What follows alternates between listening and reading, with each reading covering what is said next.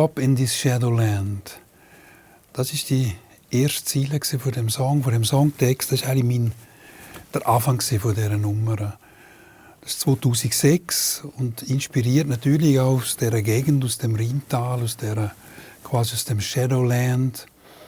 Und damals, ich kann mich erinnern, es ist einmal mehr quasi so ein bisschen Suizid, also die Selbsttötungsthematik ist in den Medien gewesen, wieder einmal irgendjemand aufgegeben. Und dann hat mich das angefangen, ja, ein bisschen recherchiert, habe mich lange mit dem befasst und ich habe gemerkt, wir haben in der Schweiz eine sehr hohe Statistik.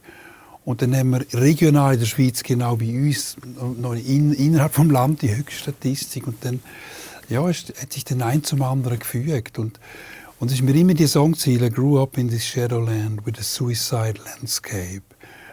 Und musikalisch ist dann so ein Motiv mit drei Akkorden, mit einem Halbtonaufbau. Also diese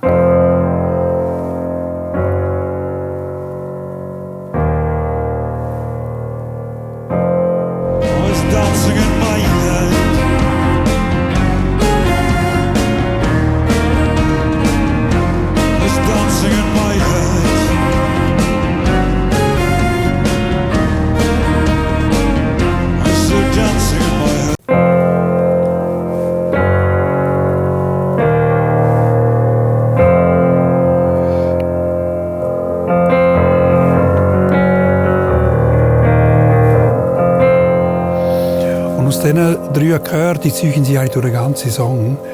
Da bilden sich dann die ganzen Nummern auf. Es hat dann verschiedene Motive, aber immer über dem Grundbass läuft das eigentlich alles. Also das ist dann das.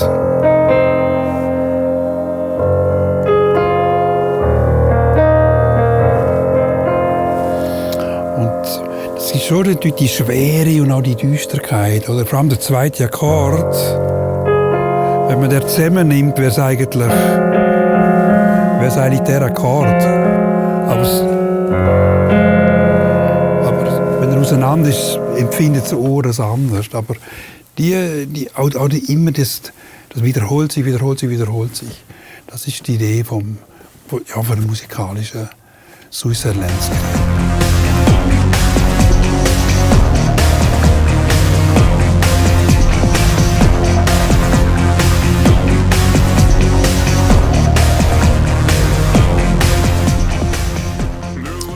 Wir haben dann auf dem San Bernardino einen Videoclip gedreht. Das war die erste Arbeit, die erste Videoarbeit. Natürlich schon ein grosses Abenteuer. Man hat zwar im Vorfeld sich viel Gedanken gemacht. Wir hatten auch ein gutes Team gehabt. Der Messi Marcello Neff hat da ein bisschen den Lead gehabt, ein cooles Drehbuch entwickelt. Und dann sind wir auf den San Bernardino Pass und dort haben wir bei Wind und Wetter dann die Szenen gespielt. Und natürlich auch einige Tücken müssen überstehen. Es hat zum Beispiel viele Wanderer an diesen Drehtagen. Und teilweise haben wir da so mit Nebel und am See und die ganze Dramaturgie probiert umzusetzen. Und dann haben irgendwo wieder aus der Ferne haben dann wieder Wanderer natürlich gewinkt und zugeschaut. Hunde sind vorbeigerannt. Und es war spannend gewesen. Und wir haben Glück mit dem Wetter.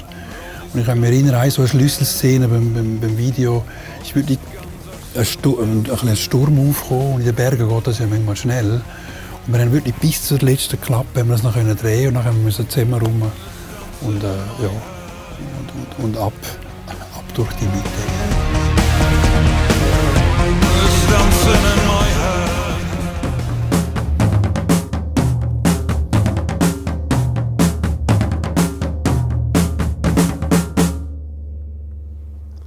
Das ist der Drumgroove vom Suicide Landscape.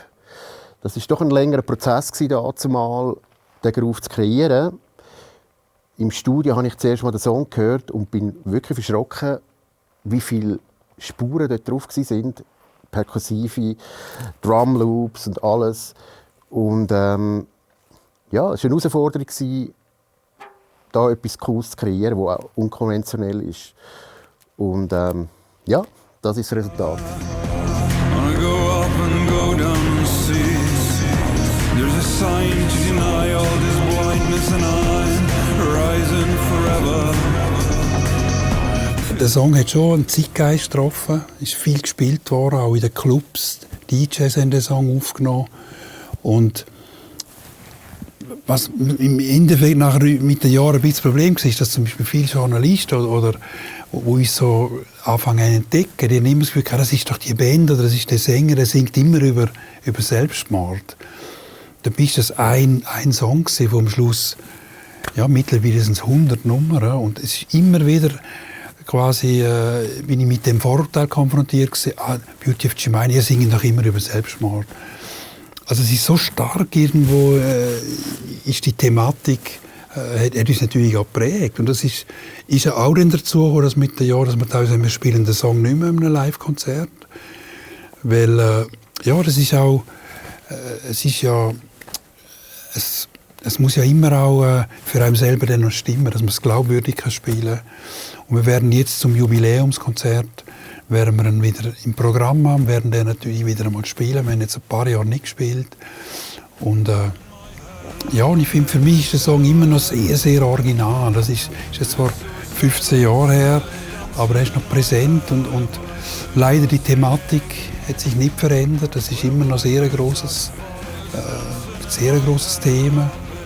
Und gerade bei uns auch in der Schweiz sind wir so hochkultiviertes Land, wo ja so viele Möglichkeiten hat und so viel materiellen Luxus. Und trotzdem ist es immer noch ein sehr wichtiges Thema. I am still here.